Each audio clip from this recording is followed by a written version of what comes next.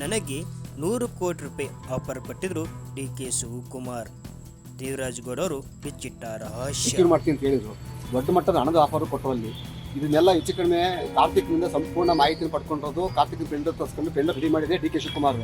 ಇದಕ್ಕೆ 4 ಜನ ಮಂತ್ರಿಗಳ ಕಮಿಟಿ ಅಂತ ಹೇಳಿದ್ನಲ್ಲ, ಆ 4 ಜನ ಮಂತ್ರಿಗಳು ಯಾರು ಅಂತಂದರೆ ಚಲರಾಯ ಸ್ವಾಮಿ, ಆಮೇಲೆ ಕೃಷ್ಣ ಬೈರೇಗೌಡ, ಅದಾದಮೇಲೆ ಇವರು ಪ್ರಿಯಾಂಕಾ ಖರ್ಗೆ ಮತ್ತು ಇನ್ನೊಬ್ಬರು ಸಚಿವರು. ಒಟ್ಟು 4 ಜನ ಮಂತ್ರಿಗಳನ್ನ ಒಂದು ತಂಡ ರಚನೆ ಮಾಡಿ ಇದನ್ನೆಲ್ಲ ಹ್ಯಾಂಡಲ್ ಮಾಡೋಕ್ಕೆ ಬಿಟ್ಟಿದ್ದಾರೆ. ಅಲ್ಲಿ ಈಗ ನಿರಂತರವಾಗಿ ಈಗ ನನ್ನ ಮೇಲೆ ಏನು ಮಾಡಿದ್ರು, ನಾನು ಯಾವಾಗ ಒಪ್ಪಲಿಲ್ಲ, ನನಗೆ ಒಪ್ಪದೇ ಇದ್ದಾಗ ಏನು ಮಾಡಿದ್ರು, ಈಗಾಗಲೇ ಇಷ್ಟೆಲ್ಲ ದೊಡ್ಡ ಹಗರಣ ಆಗಿರೋದ್ರಿಂದ ಅಲ್ಲಿ ಮೋದಿ ಅವರಿಗೆ BJPಗೆ ಮತ್ತು ಕುಮಾರಸ್ವಾಮಿ ಕೆಟ್ಟ ತರಬೇಕಂತ ಮಾಡಿರಲ್ಲಿ ನನಗೆ ಸುಮಾರು 100 ಕೋಟಿ ರೂಪಾಯಿ ಆಫರ್ ಕೊಟ್ಟರು.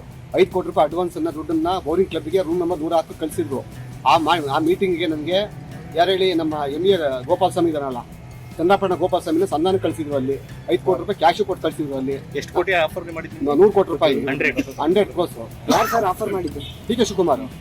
ಏನಕ್ಕೆ ಅವ್ರು ಹೇಳಿದ್ದು, ಒಟ್ಟಲ್ಲಿ ದೇಶದಲ್ಲಿ ಮೋದಿ ಅವರಿಗೆ ಕಳಂಕ ತರಬೇಕಲ್ಲಿ, ಮೋದಿ ಅವರು ಈ ಅಶ್ಲೀಲ ರಾಸಲೀಲೆ ವಿಡಿಯೋದಲ್ಲಿ ಪ್ರಮುಖ ನಾಯಕರು ಅಂತೇಳಿ ಮೋದಿನ ಬಿಂಬಿಸಬೇಕಲ್ಲಿ, BJP ಕೆಟ್ಟ ತರಬೇಕಂತ ಮಾಡಿದ್ದಲ್ಲಿ ಡಿ ಕೆ ಶಿವಕುಮಾರ್ ಅವರು ಮೇನ್ ಉದ್ದೇಶ ಅಂತ ಅಂದ್ರೆ ಇವ್ರನ್ನ ಹೇಳಿ HD ಕುಮಾರಸ್ವಾಮಿನ ರಾಜ್ಯದಲ್ಲಿ ನಾಯಕತ್ವ ಹಾಳು ಮಾಡಬೇಕು ಅಂತ ಹೇಳಿ ಇದು ಹೇಳಿದ್ರಲ್ಲಿ ಇದು ಸತ್ಯ. ಅದು ಈಗಾಗಲೇ ಯಾವಾಗ ನಾನು ಒಪ್ಪದೇ ಇದ್ದಾಗ ಮಾಡಿದ್ರು, ಫಸ್ಟ್ ಅಟ್ರಾಸಿಟಿ ಕೇಸ್ ಮಾಡಿದ್ರು.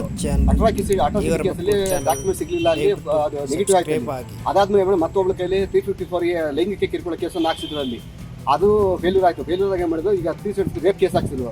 ರೇಪ್ ಕೇಸಲ್ಲಿ ಯಾವುದು ದಾಖಲಾತಿ ಸಿಕ್ಕಿಲ್ಲ ಅವ್ರಿಗೆ. ಅಲ್ಲಿ ಸುಮಾರು 4 ದಿವಸಗಳ ಕಾಲ ನಿರಂತರವಾಗಿ ನಾನು ಇಂಟರ್ಗೇಟ್ ಮಾಡಿದ್ದಾರೆ. ಅಲ್ಲಿ ಇದರಲ್ಲಿ ಸೀರಿಯಸ್ ಆಗಿ